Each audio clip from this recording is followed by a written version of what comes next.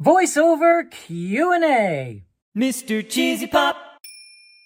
Hey everyone, it's Max. A few days ago on Instagram, I asked you guys to send me some voiceover questions so that I could do a voiceover Q&A and answer some of your most pressing questions about what it's like to be a voice actor. I'm standing here in my closet, of course. This is where I do all of my voiceover work. This is my voiceover studio. But I don't want to do the whole video from here, but I figured I'd start in here. Let's go do the video out of the closet, though. Okay, now let's get to your questions. And I got some really great questions. Obviously, I could not answer all of them. Perhaps we will need a part 2, but this is some really good stuff from you guys. So thank you for sending your questions. First question comes to us from Experimental Prototype. How does one get into voice acting? Luckily today, it's easier than ever to get into voice acting because so much of it is cast from home. You need a microphone, you need a computer, you need editing software, and you need a room, such as a closet, that is soundproof. Which leads me into this next question from Long Librarian. What mic and home studio setup did you start with? I want to try narration. Okay, so the first mic I actually started with was a Blue Yeti USB mic, which is a really, really fine mic. It's real good. It still, I think, would be good for me to take on the road. I do have a travel mic, and I use the Apogee Mic Plus now when I go on the road and have to record out of the studio. If you're just getting started, there's many microphones, USB microphones that have great quality that are not too expensive at all. So you just need a microphone. Audacity is a free editing software. Download that. Soundproof a room. Closets work best with all of the clothes everywhere. And you can really start with as little as that. That's how I started many years ago. USB microphone, closet, Audacity. This question here from Ria.rad. How do you get started from home? Which I already answered. How many voices do you need to have? So you don't need to have voices to be a voice actor because there's so many other parts of being a voice actor than just doing voices. Think of all the commercials you hear. Think of the e-learning that you hear in classrooms. Think of audiobooks, think of narration, think of all the different kinds of recordings. I would say I don't even use my voices as much as I just use my normal voice. Which leads me into this question from Mrs. Ghost Reckoner. Do you have a typecast? And yes, this is one of the most important things as a voice actor and just an actor in general, to know your type, play into those strengths. Because the bottom line is, most of the time they're casting you for your voice, or if you're an actor, for what you look like and bring to the screen. But as a voice actor, yes, I do have a typecast. I would say 90% of the work I do is for kids, teens, young adults. That age range is usually where I am. Audiobooks, I'm doing lots of middle grade, young adult, right there. And since I know that my voice plays there, if I see something that is auditioning that is in that age type, I know automatically I will have a good shot at getting it. Because I've done so many projects in that age range, I know what they're looking for. I know my voice fits right in it. And that's a really important thing. I have a voice that sits right here. It's kind of vibrant and youthful, energetic, and it just works well with kids. You might have the complete opposite voice. And if you do have the complete opposite voice, then I should be auditioning for, the movie trailer guy, the sultry commercial, you know what I mean? All right, here's a question from Mr. Tommy Tom 85. How do I find out what kind of voice acting work is best for my voice? The best thing you could do, you know your voice, you know what it sounds like. If you don't, record yourself, listen back.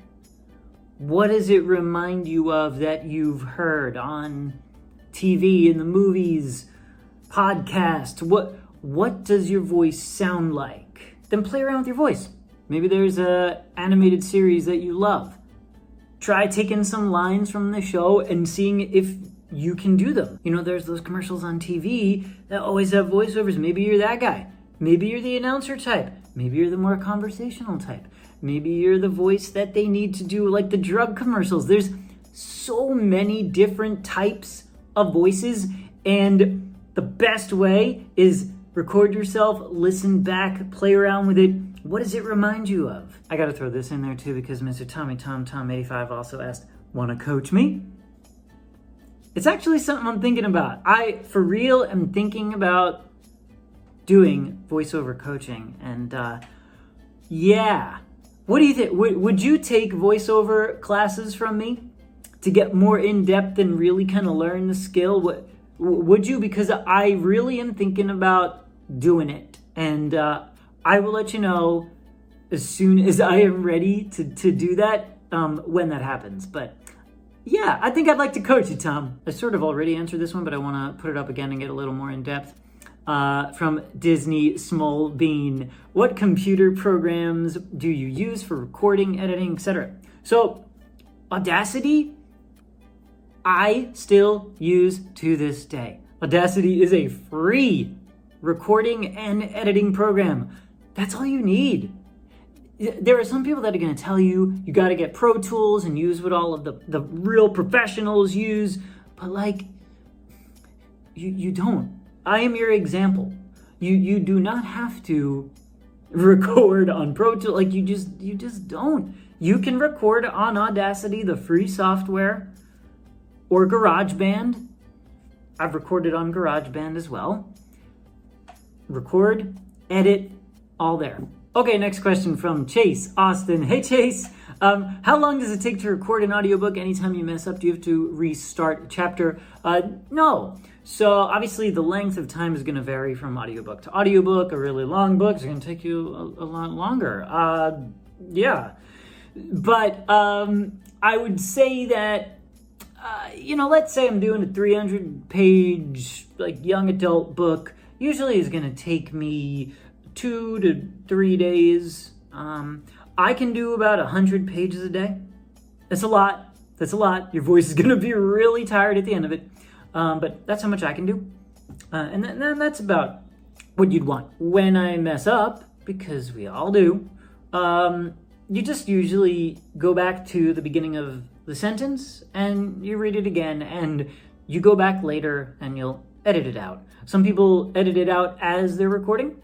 Some people make marks in the sound file to go back later and edit out. Or if you have an editor for you, then you don't have to worry about it. But usually I am also editing. And so I'll make a mistake, go back to the beginning of the sentence, make a little marker, and continue on with the chapter. When I record audiobooks, each file is a chapter, so you're just editing out the mistakes afterwards for me. Scooby-Doo1221 asks, do you get to see what you're voicing? Like a cartoon character, etc.? Yes. Most of the time, you will get to see a little drawing of your character. Not all the time, but usually when you're auditioning for an animated series, you will get to see what the character looks like. You will get a brief description of the character as well, and then the lines.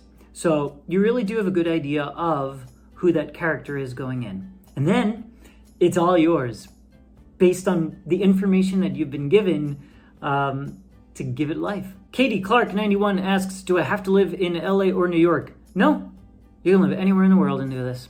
And that's the beauty of the industry right now, because so many of us are just recording from home, even before the pandemic. So you can live anywhere and do it. Now, the things that are in LA and New York, like if you're going to go and audition for Disney, Nickelodeon, Cartoon Network, a lot of those still are here, but that's kind of all changing in LA too. So you don't have to. B. McCub asks, how do you set prices for work time, or do they base a pay for hiring you? That's a very larger discussion, but it depends on the job, basically. Every single type of voiceover has different rates, so Audiobooks have a specific rate per finished hour. Animation has their own rates. Radio commercials have their own rates. So it's kind of all over the place, so I can't give you an exact answer on that. Hello Cam asks, how do you find auditions for voice acting?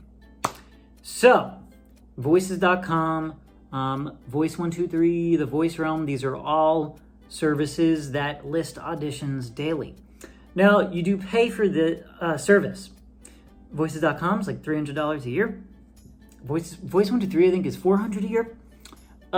So you are investing in your career to get these auditions.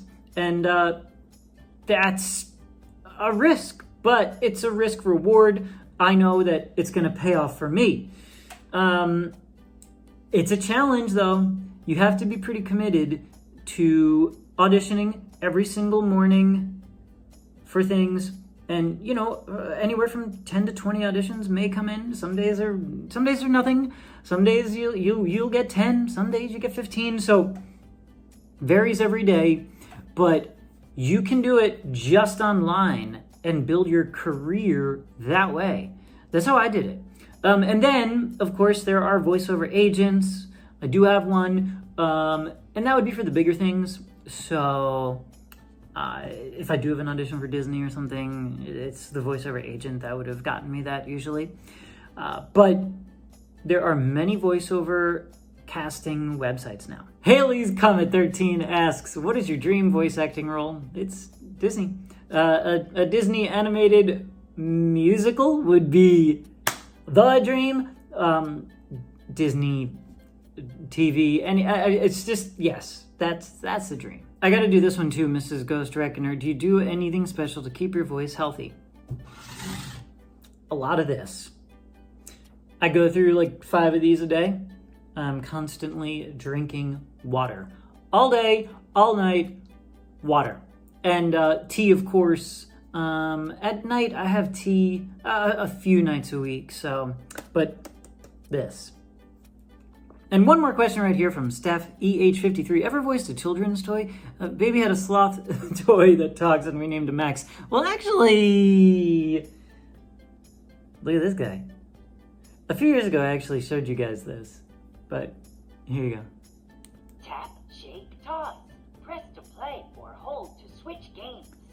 Tap, shake, toss. Press to play or hold to switch games. Okay, so yes, I have voiced a children's toy. This toy didn't really kind of go anywhere. It was just sort of like a prototype sort of deal, but yeah, it's... Starting doggy dance. Let's slow it down. Toss me high. Shake.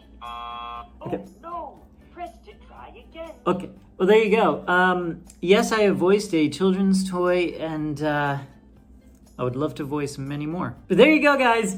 A ton of really just great questions from you all. I had so much fun answering them. I think we got to do it again. So if you guys have any more voiceover questions, leave them below in the comments. I would love to do a part 2 of this. This could be an ongoing series, honestly. And I'll get back to you on some voiceover coaching because I think it's something I really want to do. So if you would like to take some voiceover classes from me, let me know, and I think we can make it happen really soon. All right, thanks for watching, guys. Like, subscribe, check out my Patreon page. Have a magical day, everybody.